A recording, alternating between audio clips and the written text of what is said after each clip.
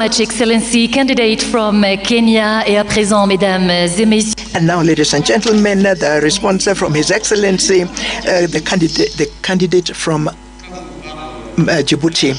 When you talk about the riches of Africa, we often think about natural resources, and the riches of Africa begins with its people.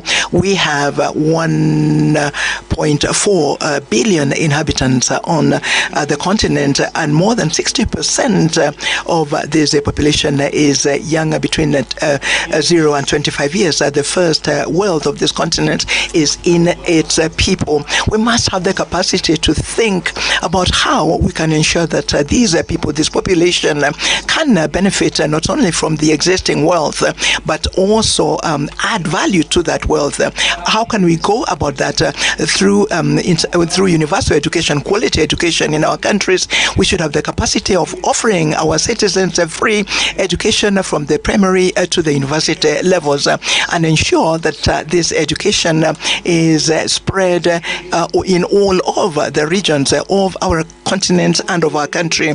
We must remove the obstacles to education. The feminine population represents 50.2%. There are still cultural obstacles. There are obstacles to the education of girls. We must concentrate on valorizing our human resources. And then we have fertile land. What are we doing with this fertile land? We are still in many countries using very archaic agriculture. It is time to begin to develop an agriculture that I would call modern. It does exist in many countries. Look, for example, at a country such as Rwanda. Tea and coffee are actually, there's value added locally. Countries such as Ghana, countries such as Cote d'Ivoire, cocoa is transformed locally. Now, these raw products that we sell without adding value, we must be able to add value locally so that we can increase the wealth and also create employment.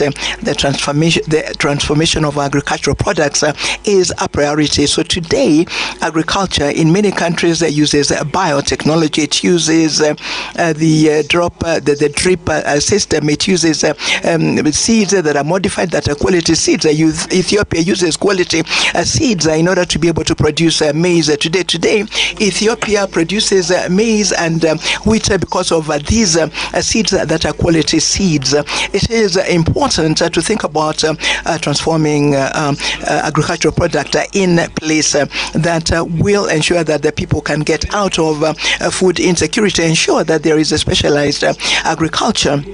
There has to be areas of specialized agriculture, and that, I would say, is one of the steps that will lead to ensuring that this wealth can be at the benefit of the population.